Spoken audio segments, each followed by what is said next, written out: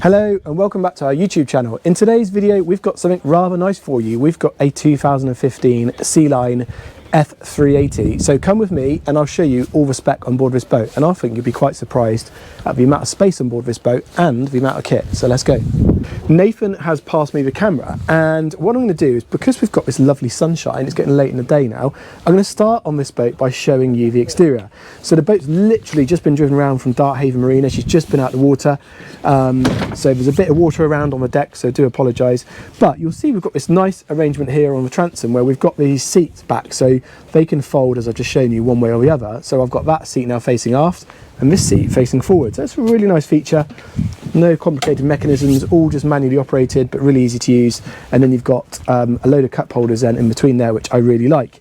Teak decking, real teak decking on the stern there, on the bathing platform. Nice big transom gate there as well, Sealine branding on. Manual bilge pump here, and the teak decking continues all the way into this aft cockpit.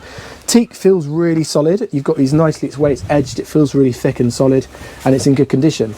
Underneath the floor here you've got access to the engines. So this boat is on outdrives, and see if I can do this one-handed. So she's got twin D4 300s. So Mark and Nathan just brought around now from Darthaven, and apparently she performed really nicely. She certainly manoeuvred in and out of the berth nicely. She's got bow and stern thrusters, so super easy to manoeuvre, and then you've got lots of storage space in there as well. So I mentioned spec a minute ago, and let's start talking about spec. So you'll spot there a little generator. So she's got a generator, which for this size of boat is quite unusual, I think, but it's so handy to have that generator when you're cruising and you need 240 volt power, Salcombe, Foy, Dartmouth, Isle of Wight, wherever you might be. Nice size aft cockpit, and with the seats now facing forward, you can imagine sitting here in the evening. You could have a little table here if you wanted to, but a nice space. A bit of storage underneath the stairs there, and then you've got these teak steps up to the flybridge itself. The flybridge has been completely covered up, so we've just wrestled with a huge cover, which from the buyer's perspective is fantastic because all this area is fully protected. Up here we've got Silvertech seating with the Sealine branding in there as well. Teak decking, which again, as the rest of the boat's all in nice condition. Got this nice teak fold out table there, but the cover encompasses this whole flybridge. It's all kept really dry.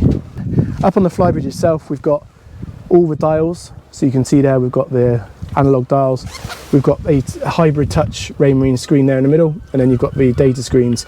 And going back to that spec, she's also got autopilot. So lifting off that cover there, you can see you've got the Raymarine autopilot control.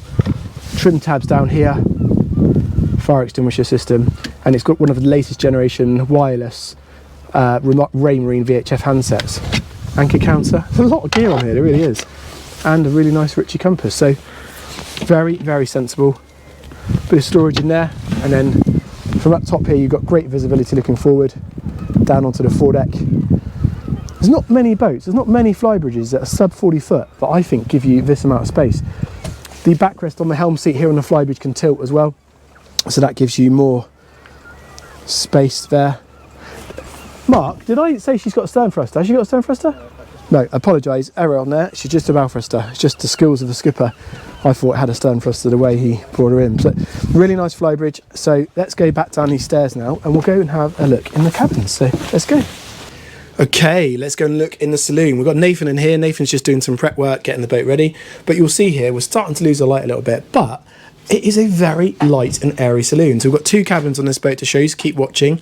One's en suite, one's not. But before we do that, let's look at the saloon. Now, the saloon itself has got this leather upholstery, which has got some nice design detailing to it. You can see there with the ridges in the backrest. You've got lots of storage generally throughout the accommodation space on this boat. You can see there you've got a couple of pockets, some tissues up there, and then you've got the boat's control panel on the port side. So down here, if I just flip this perspex down, you can see here you can slick between shore power, generator. So we mentioned she's got a generator, and then you've got some of the control sections there.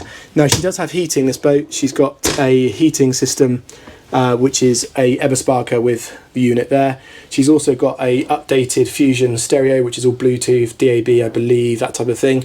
Here we've got the battery isolators, and then we've got the control unit for the generator as well. So lots and lots of kit to work through. Don't be put off by it. We can certainly help you, guide you through that. Got a television here.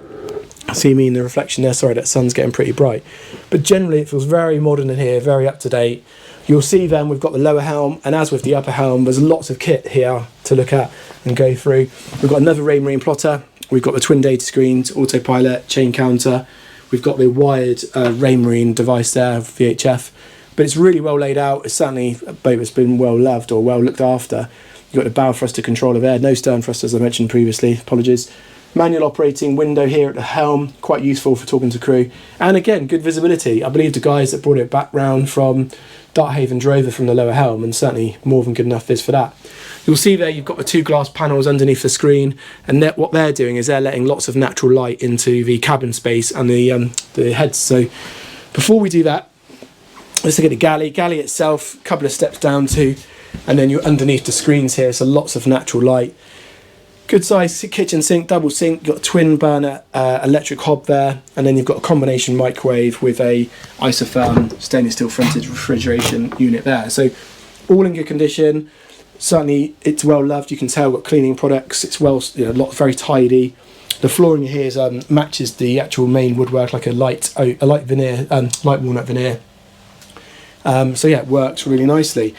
We'll go and have a look in the forward cabin first. Let's go and have a look at that. So let's have a look in the forward cabin now, and it's quite impressive. You've got good head height, you've got this good sized double berth in the middle here, and then this is a ensuite cabin as well. So you've got this really nicely sized ensuite in here. I always think Sealines do their showers really well, so you've got a really good sized shower. And with that window above there, you've got lots of natural light. So there's no loading on air at all, and it's all very, very bright.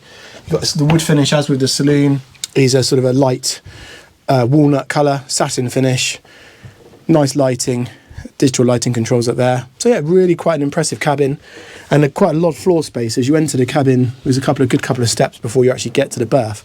So very nice. I like the LED lighting up the top there, and then you've got a large deck light letting all that natural light in. So let's go and look at the aft cabin.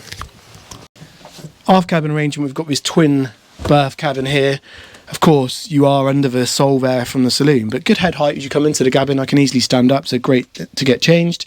As you can see, nicely presented in here, the way it's dressed. And then there's also a good amount of storage in here, so I'm embarrassing myself now. You've got hanging wardrobe space in there with some shelving. Now, this isn't an ensuite cabin, but it does share the day heads. So if we just go back through the galley, you've got the day heads here, which is a electric flush, Jabsco toilet. You've got heater outlets in there. The mirrors in there do need some attention. They've gone around the edges, but we can help you with that. It's not an issue.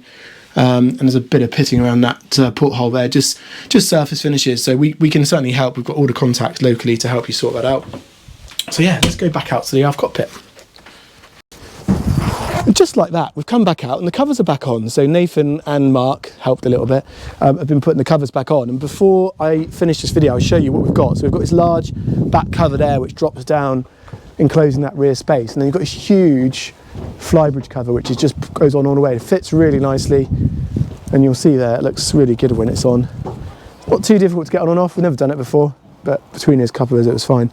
See the exterior of the boat's all nicely presented. Got the anchor there, and that's that huge deck light which I mentioned in the forward cabin, let all that natural light in. So yeah, really nice boat. I'm impressed. Really nice bit of kit, lots of equipment on there, great space, great storage, two good sized cabins. It's going to be pretty efficient with those D4 300s in, and all in a sub 40-foot flybridge. So it's quite an unusual package. Hopefully that's been interesting. Sorry, I've got the sun in my eyes. Please don't forget to subscribe to our channel. We do appreciate always latest subscribers.